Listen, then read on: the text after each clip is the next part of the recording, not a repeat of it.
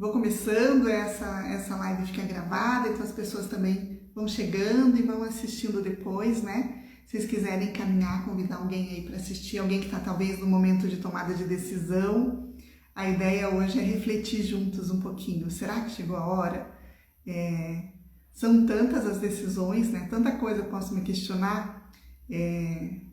Posso estar perguntando, será que é a hora de mudar de trabalho? Será que é a hora de mudar de casa? Será que é a hora de ter um filho? Será que é a hora de começar um relacionamento? Às vezes até de terminar um relacionamento? Tem algumas dúvidas que travam a gente, né? Que a gente fica ali naquela... precisa de tempo para tomar essa decisão, né? Eu fui pesquisar o que o Bert fala sobre isso e achei um texto dele que eu achei bem interessante, que eu vou ler aqui enquanto as pessoas vão entrando. Decisão significa agora.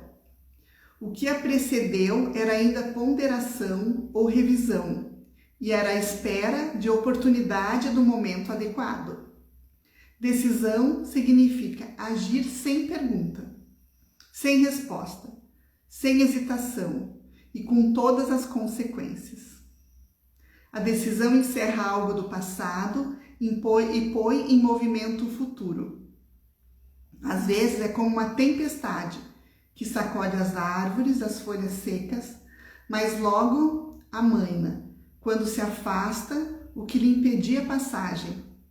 Então o sol volta a brilhar. Ai, Bert Hellinger, eu adoro. Então ele diz que a decisão é esse espaço entre o passado e o futuro, né? Eu fiquei imaginando aqui como a decisão como sendo uma ponte, a passagem do momento que era o antes, porque começa a ser o futuro. E às vezes é difícil, né? Tem decisões que exigem da gente um esforço aqui bem importante. Por isso que eu pensei nessa live. Primeiro porque eu estava anunciando, né? Estou anunciando a jornada que vai acontecer no sábado, uma vivência presencial que vai ter aqui na Pousada Betânia. E eu abri uma caixinha de perguntas, as pessoas tirando dúvidas, né, sobre a jornada, e alguém me perguntou assim: será que chegou a minha hora? Essa pessoa já me acompanha há muito tempo e diversas vezes demonstrou interesse de participar, mas sempre fica com uma certa resistência, assim. E eu fiquei com essa pergunta na minha cabeça, demorei para responder e comecei a perceber que isso se encaixava em muitas coisas. Pensei assim, nossa, que peso, como eu vou responder para ela, né? Se chegou a hora dela, se é dela a hora, eu não tenho como responder. E comecei a refletir sobre isso. Já conversei com ela, né? Nós duas já batemos um papo bem legal. Eu acho que de alguma forma eu ajudei ela a tomar a decisão. Mas o que eu fiz ela refletir é que assim, será que ela tem essa dúvida em outras decisões? Será que isso não é um pouco característica dela? Sabe aquelas pessoas que são muito difíceis de tomar decisão? Ficam sempre em dúvida? E a gente conversou sobre isso, então não estou aqui expondo ela, na verdade, né? Pedir essa autorização para falar sobre a pergunta dela, porque eu acho que se aplica a muitas coisas. São várias as decisões que a gente toma, né? Essa coisa do agora que o Bert fala, frente a muitos momentos da nossa vida, a gente tem que tomar essa decisão. Tem algumas que a gente toma mais no impulso, talvez, e às vezes se arrepende, ou às vezes pensa muito e não consegue tomar a decisão também. Então foi isso que eu pensei em trazer uma reflexão aqui para você. Como sempre, as minhas lives eu gosto de lembrar que são curtinhas, tá ali 20, 30 minutos, é sempre bem objetiva, do meu jeito, né? Falando rapidinho, assim, eu tento segurar, eu confesso que eu tento, mas eu falo desse jeito mesmo. E tentando trazer pontos que fiquem bem marcados aí para você e para te ajudar, de repente, no momento de tomada de decisão. Se você tiver nesse momento agora, ótimo, se não, guarda para depois, quando você tiver uma decisão a ser tomada. Então, eu trouxe 3 aspectos. Diante de uma decisão, eu acho que a gente tem que olhar para 3 pontos diferentes. O primeiro aspecto é a pergunta assim, ó, quem serei depois de tomar essa decisão? Por que esse aspecto que eu acho bem importante? Muitas vezes a gente se identifica com um problema, a gente se torna meio parte da nossa identidade esse problema. Por exemplo, de repente eu me identifico como uma pessoa depressiva. Eu já me apresento como uma pessoa depressiva, ou eu quase falo assim, oi, Janaína, sou terapeuta, sou depressiva, ou eu tomo tal remédio. Né, é fácil pensar, eu sou fulana, eu sabia que eu tenho diabetes, né? Às vezes a nossa questão, a nossa dor se torna a nossa própria identidade. Ou então assim, eu sou sobrecarregada, então só de conversar comigo você vai saber que eu estou sempre tensa, sempre atrasada, sempre com pressa para fazer tudo. Ou então, né, tenho muitas tarefas, ou sou muito brava, sempre respondo todo mundo com uma resposta agressiva. E daí talvez eu esteja diante de uma decisão de mudar essa postura. Só que como é que eu vou me identificar depois dessa mudança? Eu penso assim, hoje em dia nós temos uma cultura muito da pressa, da urgência, né? A gente vive a sociedade assim nessa correria doida. Então você dizer que você está estressado, que você está sobrecarregado, você está dentro de um padrão. Talvez você dizer, não, eu estou bem tranquila. Como é que você vai, Janine? Eu estou ótima, eu estou bem tranquila, estou descansada. Não parece meio esquisito? Eu estou meio fora, um ET, né? Nesse lugar aqui. Então eu tenho que assumir, se eu mudar minha postura e resolver ter uma vida mais tranquila, eu tenho que arcar com as consequências dessa escolha, né? Então eu tenho que saber quem serei eu do outro lado da ponte, da decisão. Às vezes eu penso, por exemplo, no meu trabalho, né? Quem me conhece, tem gente que trabalhou comigo, que está por aqui. Eu trabalhava numa grande empresa, como CLT, tinha um cargo, tinha uma situação, mas aquilo não estava me completando. Por muito tempo eu pensei nessa decisão, será que eu tenho que assumir as consequências? Você abre mão de várias coisas, você recebe outras, mas você abre mão de algumas. Será que quem você é depois de tomar essa decisão? E eu acho que eu passei muito tempo precisando da validação das pessoas. Então eu falava para as pessoas, eu tenho uma vontade de viver terapia.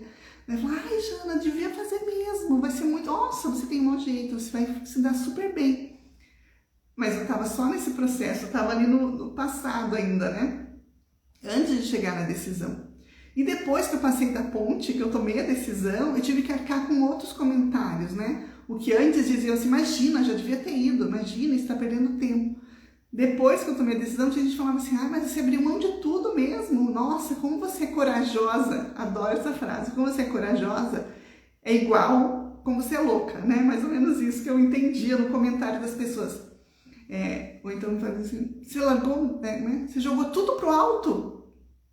Olha, eu falei, nossa, o que eu joguei pro alto, né? Não joguei nada, eu decidi com muita calma, muita ponderação. Então, eu tenho que entender quem eu serei depois dessa decisão. Que é que eu tô disposta a tomar essa decisão, né? Por exemplo, de repente você tá vivendo um casamento infeliz, né? Que você vê que não tem futuro, você não tá feliz, ele não tá, os filhos não estão. Mas como você vai se assumir, né, diante da sociedade, diante da tua família, diante da igreja, diante de todos? Eu não quero mais ficar nessa situação. Então, saber como eu serei depois da decisão. Eu lembrei de um caso de uma constelação, já faz um bom tempo que eu fiz, e a pessoa trouxe a questão dela, era o dinheiro. A gente tem sempre dinheiro na minha família, mas nunca tem, tá sempre... O dinheiro passa por nós que nem vendaval e tal. E daí eu comecei a perguntar como era a situação na vida dela, e ela disse que ela era casada, mas o marido era muito inconstante, cheio de sonhos, era a palavra dela, e vivia inventando projetos e negócios e nunca dava certo, ela que tinha que sustentar tudo. Então, não tenho dinheiro, já não, mas só quem põe dinheiro aqui dentro sou eu, sabe, uma questão assim? E ela queria trabalhar o dinheiro efetivamente. Daí nós fomos olhar a história dela, o passado, como foram as outras relações, e a gente percebeu um padrão de que todas as relações dela eram baseadas no dinheiro.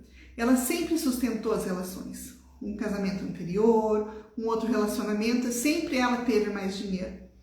E daí começamos a ir mais profundo na constelação, e foi tão lindo quando ela mesma percebeu, quando ela começou a me contar a história, né? Eu faço as perguntas e as pessoas vão me contando a história, e ela mesma se tocou. O pai dela engravidou a mãe, muito nova a mãe, e o pai tinha dinheiro, o pai tinha uma condição, tinha um projeto de vida já estabelecido, ele queria morar fora, e a mãe foi falar que estava grávida, o pai falou, ok, você está grávida, eu vou te ajudar no que você precisar. Ela, não, mas eu preciso que você case. Não, eu não vou casar, eu não vou, eu não quero ficar com você, eu tenho meus planos, eu vou seguir a vida, mas nada vai faltar. E ele foi um pai que contribuiu a vida inteira, né? Na presença, na forma que ele podia, mas sempre ajudou ela em tudo que precisava. Qual é a crença? E a mãe dela ficou muito frustrada com isso. Qual é a crença que ela recebeu da mãe? Que o dinheiro, quem tem dinheiro não quer casamento, né? O dinheiro afasta as pessoas. Ele estava em busca do dinheiro dele, o pai dela tinha muito dinheiro porque construiu todos os sonhos dele. Mas não, o não era fazer parte da vida, do sonho dele, casar com a mãe dele, não gostava da mãe dela. E ela falou que nunca tinha pensado nisso, mas ela percebeu que todas as relações que ela tinha eram de homens sem dinheiro, homens sem projetos, talvez com sonhos, mas sem projetos, olha a diferença, né? Sem condição de executar, porque com isso eles continuavam com ela. Inconscientemente, é dura a palavra, mas é do tipo, ela pagava para ter o relacionamento. Ela acaba com as consequências, ela acaba com todos os custos da casa, enquanto eles estavam ali com ela. Então, acabava ficando uma dependência. Então, um primeiro marido quis estudar, ela pagou a faculdade para ele, depois que ele se formou, ele foi embora. Num outro relacionamento, né, que era esse que ela estava, ele estava com sonhos, queria os projetos mirabolantes dele, e é ela que sustentava de alguma forma. Então, ela estava trabalhando a troca. Ela assumir que o casamento não estava feliz, ou então que ela não sustentaria mais e que ele precisava abrir mão dos sonhos, né? Chegar numa conversa e falar, olha, temos filhos, precisamos pagar o leite, você precisa arranjar um trabalho, talvez não vai ser dentro do teu sonho, preciso que você colabore. Ela tinha que assumir o risco dele ir embora. E isso era muito difícil para ela. Olha que interessante. Então, aceitar quem você vai ser depois dessa decisão. Não que você vai saber exatamente quem você vai ser depois de passar a ponte, talvez coisas novas venham e você não vai ter que lidar com essas novidades, com o desconhecido de alguma forma. Então, esse é o primeiro olhar que a gente precisa ter diante da tomada de decisão. O segundo olhar é tentar entender a quem estamos sendo leal, nos mantendo nessa posição. Isso é muito interessante, aparece muito nas constelações. Aquelas questões que mais incomodam, a dor que o cliente traz, normalmente é uma lealdade que ele tem alguém do sistema. Como seria isso? Pense se você não conhece um pouco da constelação, mas imagine que no teu sistema teve muita escassez. Teus pais, né, sobreviveram a duras penas, os avós mais ainda, os bisavós, sei lá, vieram de fora, passaram fome. Então, ter dinheiro nesse sistema é só para sobrevivência. A gente se mantém sobrevivendo e a gente tem uma tendência, a gente quer pertencer ao sistema. Eu quero garantir meu lugar aqui eu tenho que fazer parte. Então, se eu chego num sistema onde ninguém teve direito a usufruir do dinheiro, se eu também não puder usufruir do dinheiro, eu estou sendo leal a eles. Eu estou inocente aqui. Mesmo que eu tenha brigado a vida inteira para ter o dinheiro, achar que eu preciso resolver essa questão, inconscientemente eu estou inocente, porque eu estou igual, pertenço, estou garantida aqui. Da mesma forma, se eu estou doente, como todo mundo teve doente, se eu tenho um casamento infeliz, como todo mundo teve casamentos infelizes, inconscientemente eu estou inocente. A partir do momento que eu resolvo fazer diferente, sair dessa lealdade de alguma forma, sabendo que da mesma forma eu pertenço, né? Eu não estou quebrando o pertencimento por isso, mas eu digo para os meus antepassados, me permitam fazer um pouquinho diferente de vocês, né? Mulheres todas sofreram no casamento, mas eu digo para vocês, eu vou tentar fazer um pouquinho diferente. Me abençoem, né? Eu sempre falo isso nas constelações, para fazer um pouquinho diferente. Aqui eu tenho que assumir a culpa, porque de repente só eu vou ser feliz nesse casamento. Eu vou ter que pagar o preço, né, interno, que é sustentar isso. Então, de repente, eu também tenho que olhar se a decisão está tão difícil de sair, porque eu estou sendo leal a alguém. Aqui dá para você imaginar várias situações. Por exemplo, eu preciso escolher uma alimentação saudável, eu preciso escolher uma mudança de vida, de hábitos, eu preciso fazer atividade física. Quando eu escolho isso, eu tenho que entender que de repente eu vou mudar o padrão do meu sistema.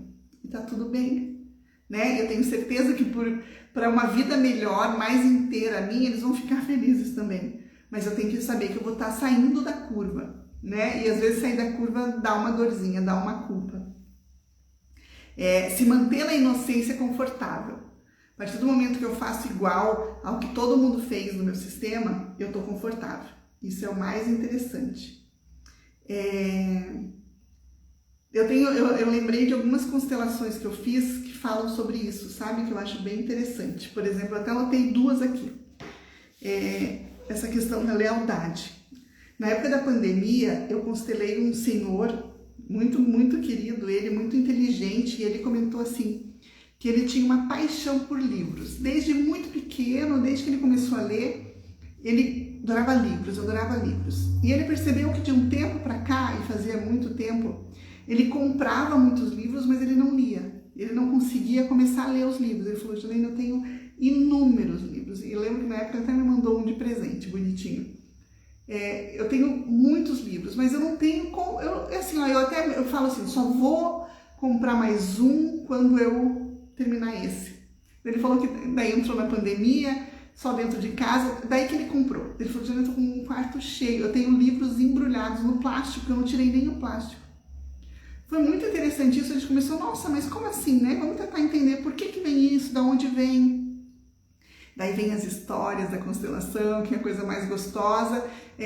Começa a fazer perguntas, ele começa a me trazer informações da família. E daí ele chegou numa história e falou, nossa, nunca mais tinha pensado nessa história, mas meu pai conta que meu avô era europeu e eu não lembro de que país eles eram, mas era uma época, vivia um sistema político muito opressor.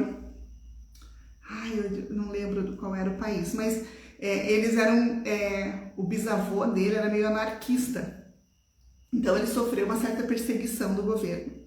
E uma das formas do governo evitar que o anarquismo tomasse conta, eles proibiram, olha que coisa interessante, eles proibiram a compra de livros. As próprias escolas não tinham acesso, então era tudo muito controlado pelo governo.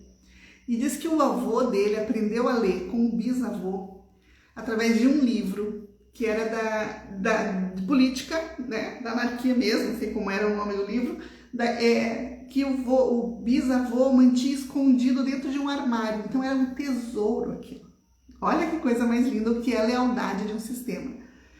Então o bisavô tirava, ensinava ele a ler a partir daquilo, falando das letras e tal, e escondia aquilo de volta, com medo que a polícia invadisse e eles fossem punidos por isso.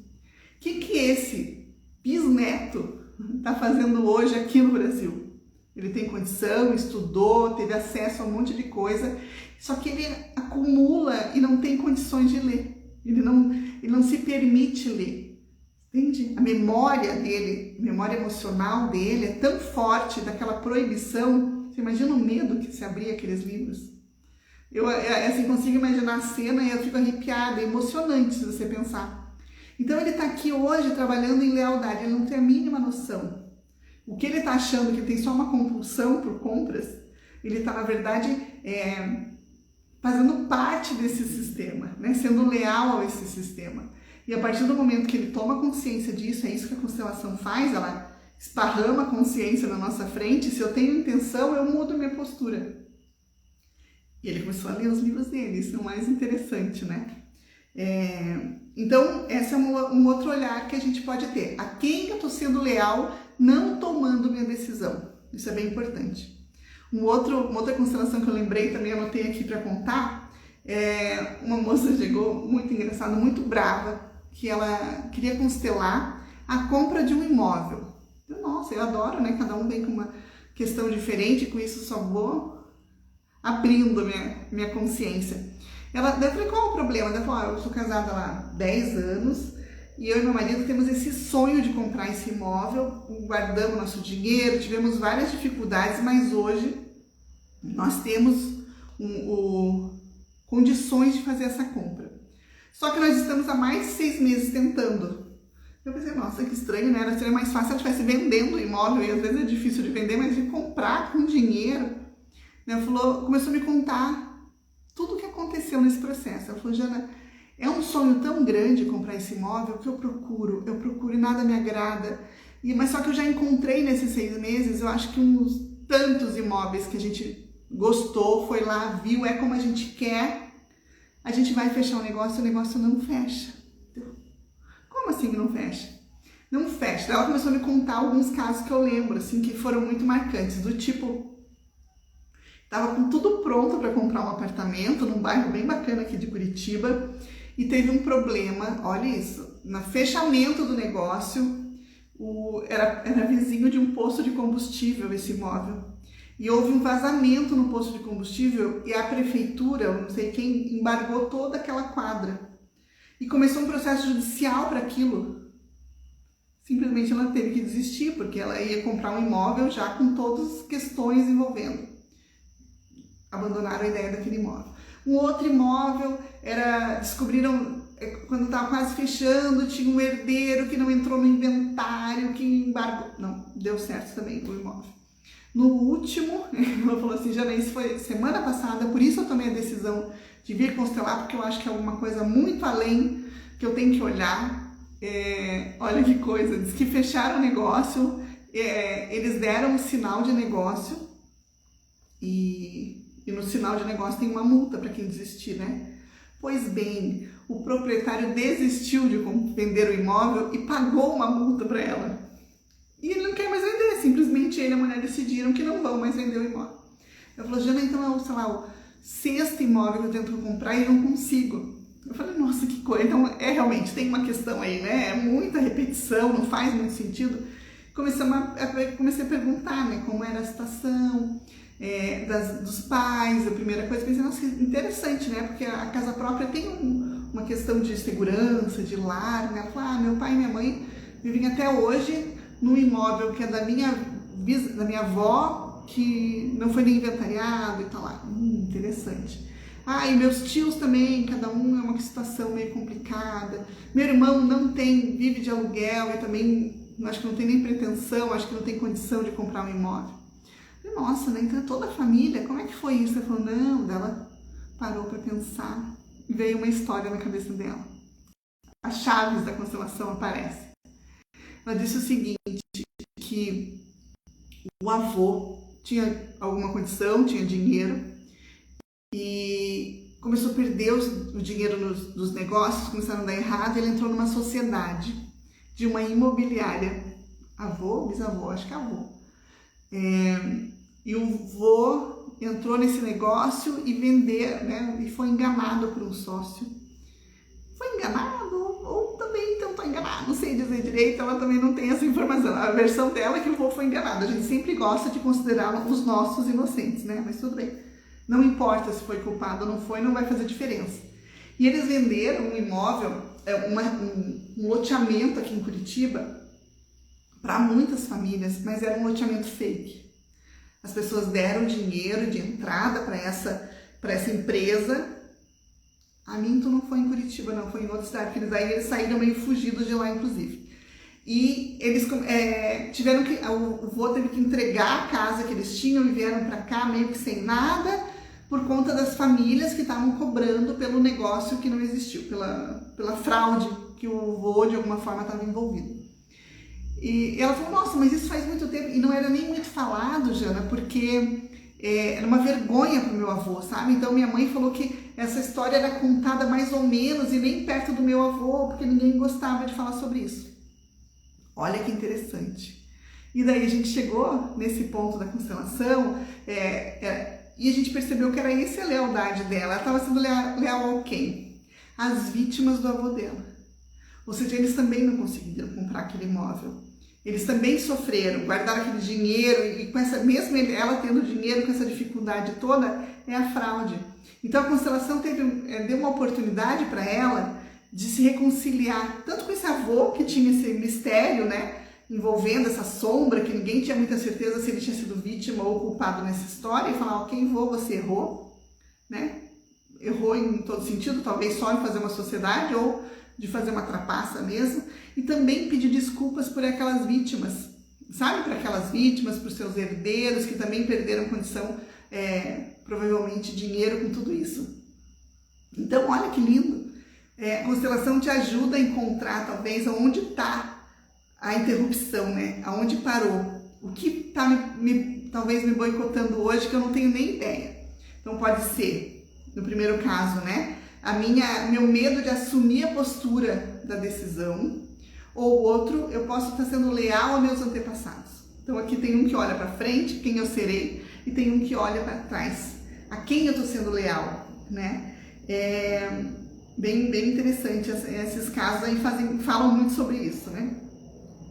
E a última postura que a gente tem que olhar para ver diante de uma decisão, que eu acho bem importante, é quem está tomando a decisão. Será que sou eu adulta, né? Ou eu criança que está tomando essa decisão? Qual é a diferença? A diferença é que essa criança, pensa numa criança aí que você conhece, criança briga pelo prazer, pelo agora, ela não está muito preocupada com as consequências, né?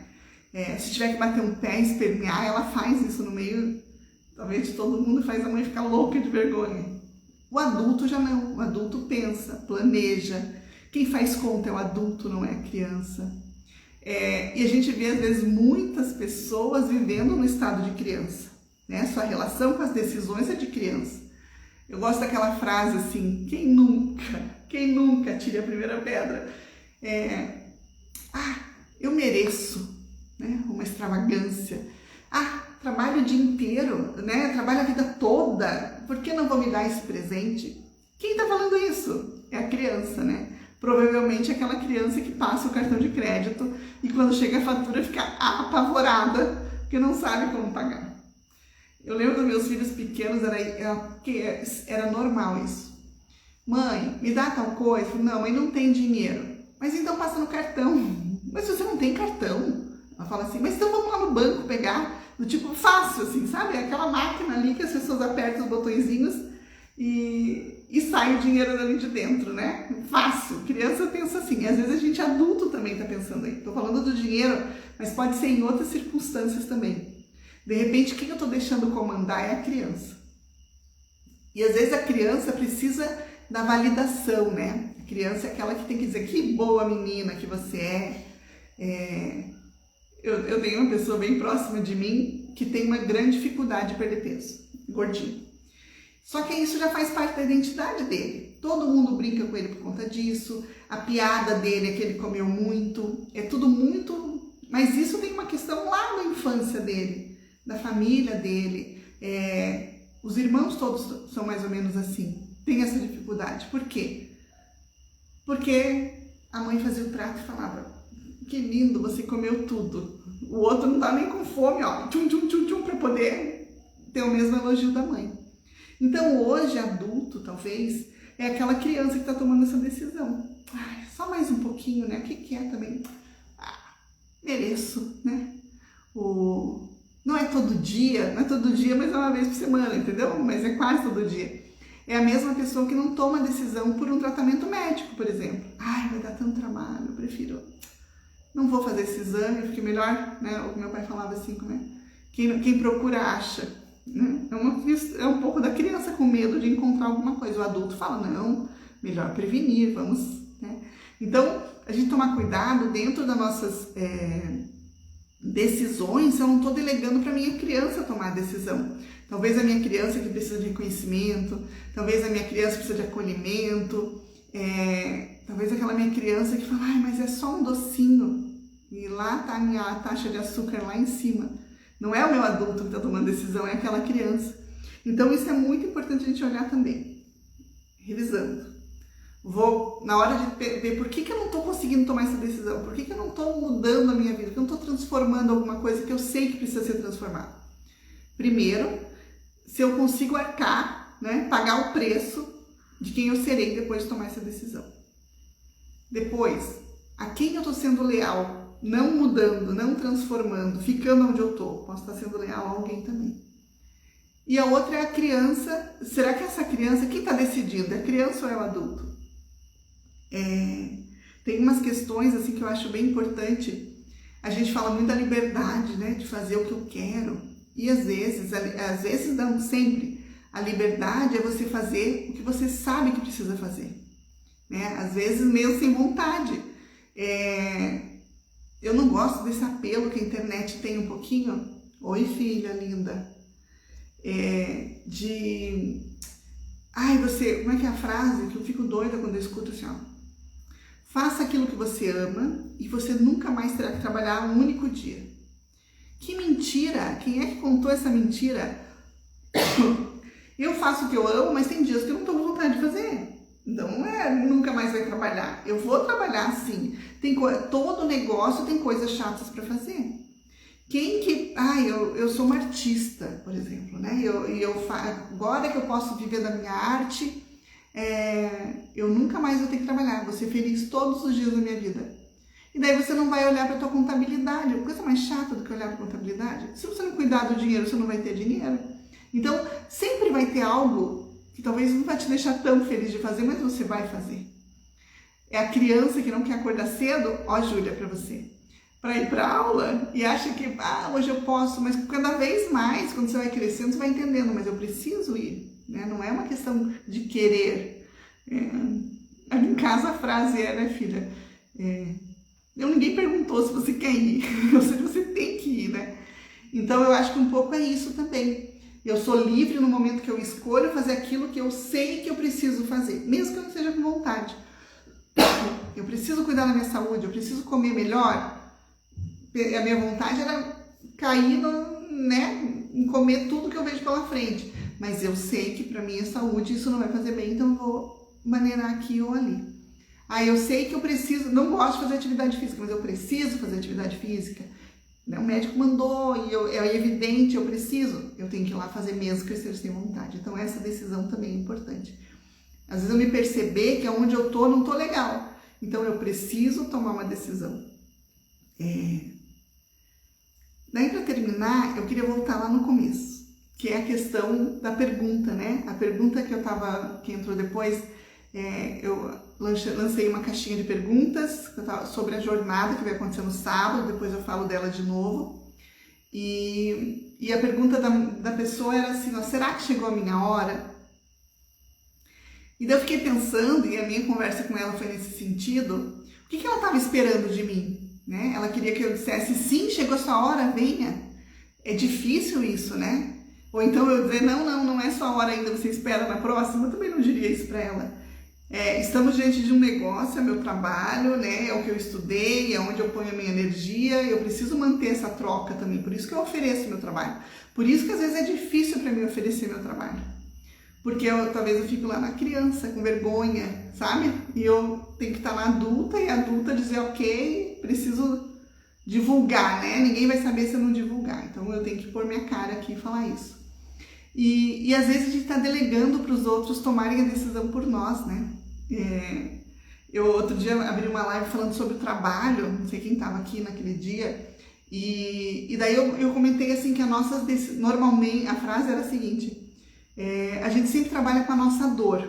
Então, de alguma forma, aquilo que você escolhe fazer está ligado com a sua dor, a dor do seu sistema. E daí dei alguns exemplos, né? Quis tentar clarear um pouco essa ideia. Eu falei assim, normalmente o advogado vai estar trabalhando com alguma injustiça do seu sistema, ou querendo defender alguém que não teve direito, alguém que foi talvez roubado. Então, de repente, ela está livre nessa luta. Quem trabalha com a beleza, normalmente tem problemas exatamente com a beleza. Não é a pessoa que se sente mais linda, normalmente não é a pessoa que mais trabalha por isso. E eu dei alguns exemplos, um médico talvez esteja lá trabalhando para salvar alguém do seu sistema, ou para compensar alguém que lá fez mal e matou muita gente, agora está vivendo a serviço da vida, olha que lindo. Dei alguns exemplos. Choveu pergunta. As perguntas eram do tipo, e contador? E desenhista? E não sei o quê? Ou seja, as pessoas queriam a resposta. E na verdade, todo o segredo está na pergunta, né? A gente valoriza muitas vezes a resposta, mas o importante é saber da pergunta. Tolerar a pergunta. Eu li outro dia que a vida está na pergunta. Olha que interessante, não na resposta.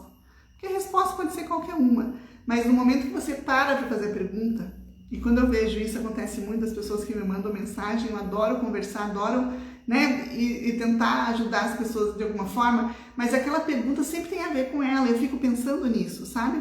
Às vezes as pessoas interagem com as minhas postagens de uma forma meio agressiva, como querendo contrariar aquilo que eu estou falando. Tudo bem, pode contrariar, pode não concordar comigo, mas normalmente essa contrariedade está relacionada com a sua dor, né?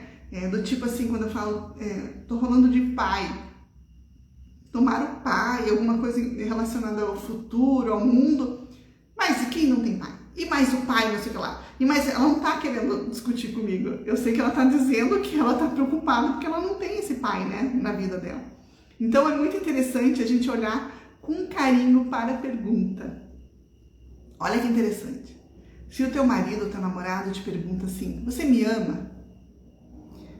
Você tem duas opções. Pode dizer assim, aham, né? Ou sim, claro que eu amo. Ou não, não amo mais. Uma resposta ponto final, né? Pode ser uma palavra e ponto final. Agora eu também posso trabalhar na pergunta dele, né? Por que será que ele está me perguntando isso? Qual será a dúvida dele com relação a isso? Pense numa mãe grávida. Quem não? Quem já teve filho não pensou sobre isso. Será que meu bebê vai nascer bem? Será que eu vou ser uma boa mãe? Será que eu vou dar conta de fazer tudo que eu faço e cuidar de um bebê? Será que eu vou dar conta da vida de um bebezinho? Né? A gente pensa nisso. Enquanto isso, o neném está nascendo, tá gerando e está crescendo. Você já pensou se a mãe faz essa primeira pergunta e ela tem uma resposta do tipo, pode ter certeza, vai, acabou. Não preciso mais pensar sobre isso. Enquanto isso, ela está trabalhando ali 9 meses na pergunta, gestando a pergunta. A vida está na pergunta. Então, quando a pessoa me pergunta assim, eu ofereço uma oportunidade de transformação, que é a vivência. E a pessoa pergunta assim, tá na hora? Será que tá na hora? Daí a gente tem que olhar com carinho para essa pergunta. Qual é o medo dessa pessoa? Né? Será que é um desses 3 que eu apontei aqui? Ou talvez seja uma questão ainda dela mais profunda. Então, eu queria propor que vocês olhassem com carinho para a pergunta. Toda pergunta tem a vida, toda pergunta tem uma questão ali por trás, bem interessante. Isso você pode ver em um monte de coisa. Eu lembro que eu tinha minha filha pequena, a mais velha, né, a Lu, e eu levei ela na pediatra. Olha, essa foi muito engraçada. Eu cheguei para a médica e eu passei um mês inteiro, né, da próxima consulta, ela já era grandinha, pensando, eu vou perguntar para a médica se eu posso dar feijão. Eu dava feijão quase todos os dias para ela, mas eu estava precisando o quê? Eu estava precisando de uma validação da minha médica, porque ela é a médica. Então, cada vez que eu dava o feijãozinho para a Luísa, ali, só o caldinho, né, eu estava dizendo assim, mas eu vou perguntar para a médica, eu vou ter coragem de perguntar para a médica, eu estava achando que estava fazendo uma coisa errada, né, mas eu queria a validação. Daí eu cheguei para a doutora Rosângela, uma querida. Falei, doutora, queria fazer uma pergunta. Ela, eu posso dar feijão? Daí ela olhou para mim, bem séria. Quantas vezes você já deu feijão? Ai, doutora, umas 10 vezes. E ela ficou bem? Eu falei, ficou ótimo, ela adora. Ela, então continua dando feijão. Entendeu? A validação que eu precisava, ela nem precisava da validação, né? Se eu já tinha dado, ela tinha ficado bem, eu podia estar segura, mas eu era uma mãe novinha, eu estava no momento. Outro dia eu faço alguns cursos e eu faço um curso com uma terapeuta, e daí eu fiz uma pergunta, eu achei que eu estava tão inteligente naquela minha pergunta, tão inteligente, aquela pergunta bem elaborada, e mandei para ela. Ela me respondeu assim, para de procurar fora o que você tem dentro. Eu fui dormir com um barulho desse na minha cabeça. Porque é isso, às vezes a gente está só querendo que alguém me diga, faça, vai lá e faça. Ou então vai lá e não faça isso, não. Mas não adianta pôr essa responsabilidade em alguém aqui fora. Eu só vou acabar tendo a oportunidade de culpá-la se a coisa não acontecer, né? Então, olhar com carinho a pergunta. Essa é a dica da semana. Tá com dúvida? Não tomou a decisão? Olha para a pergunta.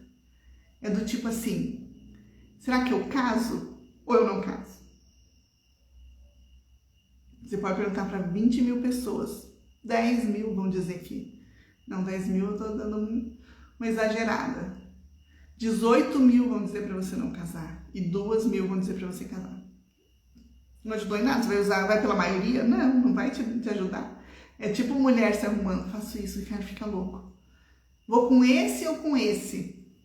E ele sabe que eu vou escolher o outro, que eu já escolhi, na verdade. Eu só queria que ele me validasse. E às vezes ele não acerta. Às vezes ele fala, vai com esse. Fala, mas não era esse que eu queria, eu vou lá e vou com o outro. Então, na verdade, deixar de confiar no que está fora para começar a confiar mais no que está dentro. Olhar para isso que eu falei aqui, mas olhar para dentro. Olhar com amor a pergunta. É isso que eu tinha para hoje. Passei um pouquinho do meu tempo. Olha, hoje eu falei demais. Alguma dúvida, alguma coisa? Algum insight? Alguém quer perguntar alguma coisa? Vou deixar gravadinha essa live. Quem chegou depois pode assistir do comecinho. Se tá com dúvida, tá com alguma questão aí para resolver, assiste lá. Daqui um pouquinho eu já posto ela. Tá bom? E lembrando, que era o começo de toda essa história, sábado tem jornada na Pousada Betânia, das 2 às 18. Tá muito legal. Nós vamos olhar para o clã. Nós vamos entender, né, tentar entender por que repetimos padrões. Essa é a nossa grande questão.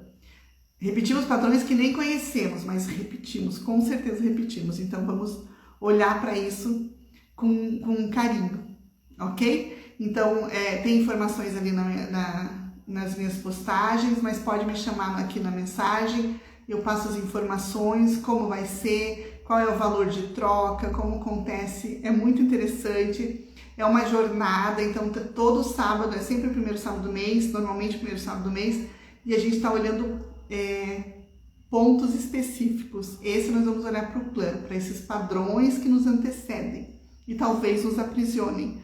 Então vamos olhar juntos para isso, está sendo preparado com muito carinho. Se você quiser convidar alguém, me chama que a gente conversa, tá bom? Obrigada pela paciência de vocês, por estarem aqui comigo mais uma vez. Até a próxima!